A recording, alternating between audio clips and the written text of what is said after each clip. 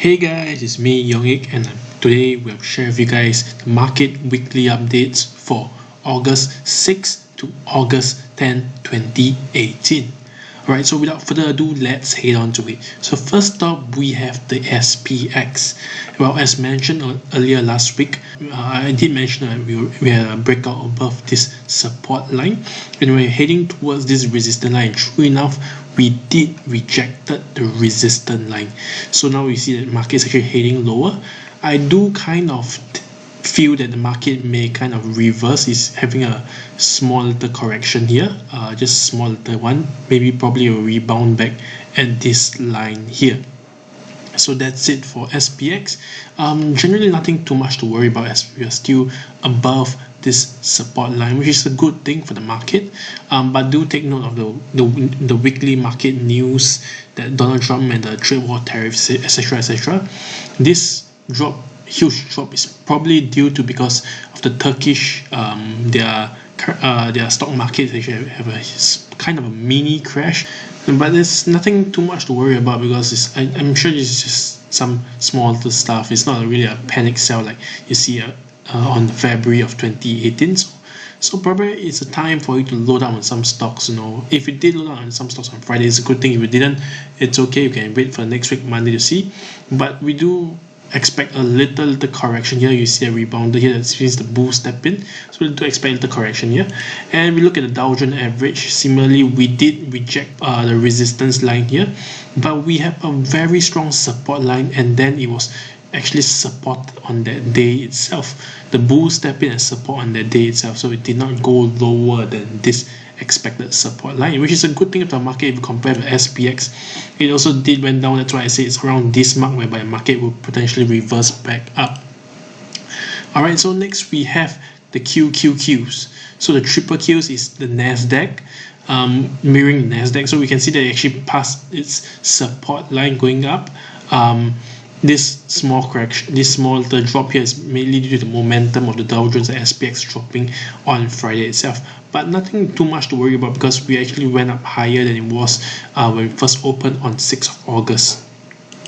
Now next we're moving on to last week's market movements, earnings and market movements. So when we talk about earnings and market movement, first we have Dropbox. You can see that Dropbox actually have a huge pump and dump back in June. Alright, so if you did manage to sell it here, good for you. If you did not, it's okay. Then we actually have a huge sell-off all the way down, and then bull step in and buy all the way back up here. And actually Dropbox will actually go higher. The after hour market movements actually went up to $44 high, which is the resistance. However, because news of the COO is actually stepping down, etc., that's why the after hours Dropbox actually went all the way back down 10% and all the way to $31. So I would say nothing too much to worry about Dropbox. I think I'm pretty confident in Dropbox. Most of us heard of Dropbox and use Dropbox. So it's actually something like a Spotify, which is subscription basis, which is quite good and quite I feel that the fundamentals of the company is quite good. Now next we have Walt Disney actually, that they actually showed up Dojo Evening Star ever since the earnings report, and it's actually a bearish signal. So you can see that the stock actually moves down, and furthermore you see there's one resistance line and one support line. So the resistance line is actually the higher highs resistance, and true enough it did reject the higher highs and it's heading for a lower low. Now we're looking at the support line. It's actually supported quite well at this line here. I do expect the stock to actually move back for higher rebound back to higher highs, probably around the 118 mark. So right now it's actually a good time to step in and load up on some Walt Disney if you're actually looking to load up on some. Obviously you have to actually buy some, and if stock goes lower, buy again. Do not put all your money in one basket. Alright, now next we have the Trade Desk. Trade Desk beats earnings easily, and it went up, soared up insanely high, going up almost $30 in one day. So if you're in this trade, I would say that that's actually a very, very good trade. If you're not, don't worry, wait and see. Usually this kind of gap up will actually come back down, so you do look out for buying opportunities here.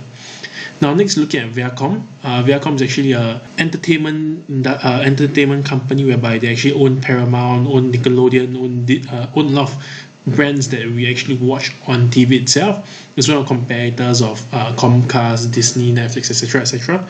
So yeah, you can see that actually Viacom actually rejected its 200 days moving average a lot of times, right? So you can see that it actually rejected it again, and potentially it will head back lower, maybe to the high 20s, I presume.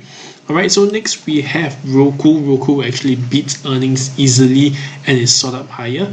It actually rejected its past resistance line and is actually holding around this range. I do expect Roku to actually rebound towards the $52 mark before heading for higher highs. Now next we also have ZTO. ZTO actually beats EPS but missed its revenue. I feel that ZTO is actually a very strong and very good company at home, because if you're actually a user, user of Alibaba, their Tmall in Southeast Asia, you notice that most of their courier company uses ZTO to actually send and deliver their goods. So it's actually a very good company. You can look at the financials as well. If I'm not mistaken, their gross profit margin is even higher than FedEx and UPS itself. So it's actually insanely good company they can potentially look into. Alibaba actually made an investment back over here, I believe, yes, back over around this range of a $14 billion investment in ZTO to actually partner with them for their logistic company. So it's actually an insanely good company. Do check it out, and if it's a buying opportunity, please go ahead, because it's still quite cheap right now compared to UPS or FedEx. So now I've come to the end. I'm looking at next week anticipated earnings. I'm looking at YY. I'm also looking at Switch. I didn't actually highlight here, the circle here, but I'm also looking at Switch. YY is because it's actually company by a social media company, so it actually impacts a lot of social media companies such as Tencent, Baidu, etc. So it's actually, I do hope that they actually perform well, because they're actually overall a sector that actually goes up or goes down as a group. Alright, Switch is also the same.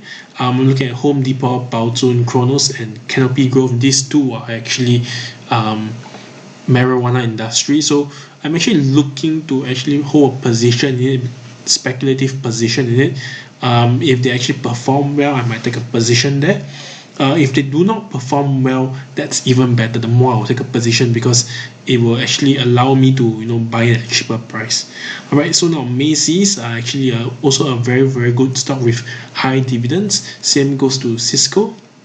And we're actually looking at JD. So Baozun will kind of give a rough gauge of whether JD is going to do well or not.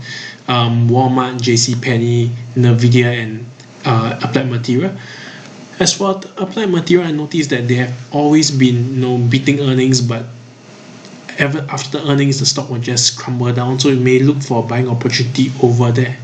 So now I've come to the end, and if you have not followed us on Instagram, please follow us on Instagram, because there are actually a lot of valuable information being posted there.